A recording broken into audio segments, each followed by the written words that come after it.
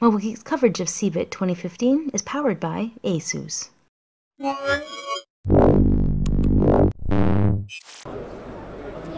Nicole Scott here for Mobile Geeks. I'm at CeBIT 2015 and I'm going to be talking about a device that you're going to hear me preach about over the next few weeks, and that is the Zenbook UX305. And the reason why I'm going to be spending a lot of time talking about this is because this is probably the premier device that is going to compete against the new Macbook that Apple has just released. So this is the version from Asus. It's also just as thin, and it also comes with a Core M processor. It's the Intel 5Y70. So this is the high-end Core M, and it's the same one that's being offered inside of the Macbook. Now, the thing about this form factor is that it's fanless, and this one actually comes with 8 GB of RAM and goes up to 2.6 GHz when you put it into turbo mode. It's got the ability to have 128/256 under the hood, and it's got Intel's HD graphics. So it's got all of this in a really nice and light and thin form factor. This is only 1.2 kilos. The MacBook is 1 kilo. But the thing is, no touchscreen. I always forget about that.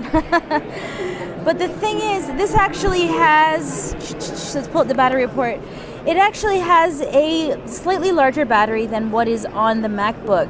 I think the MacBook is 39 watt hours and this one is 45. So actually per 0.1 kilo, this will actually have the same incremental increase in battery life that we're seeing on the MacBook. So for the extra weight, you're getting extra battery life. Now, the display resolution on this, I keep on wanting to touch the display. It's not touchscreen. But we do have the multi-touch trackpad here. And this is a higher resolution than what's on the MacBook. It's 3200 by 1800. So this is a very high resolution that we're seeing on here. So this is definitely much higher than we've got on the MacBook. And we have very crappy connectivity, so I'll try not to open anything up. Now, I really want to spend a lot more time with this because it has the big 13.3-inch display. It's got a great selection of ports. Like we know on the MacBook, it has no ports, but it has one Type-C connector, but we have two full-size USB 3.0s, a full-size SD card on there.